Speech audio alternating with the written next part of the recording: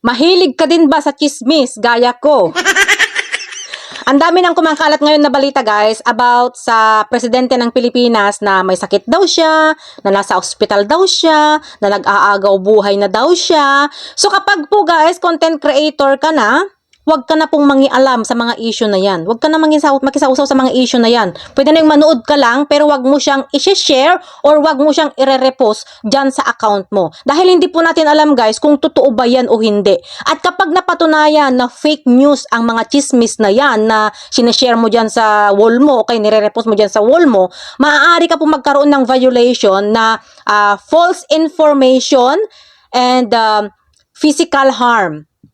At matatanggalan ka rin guys ng tools kapag monetize ka na.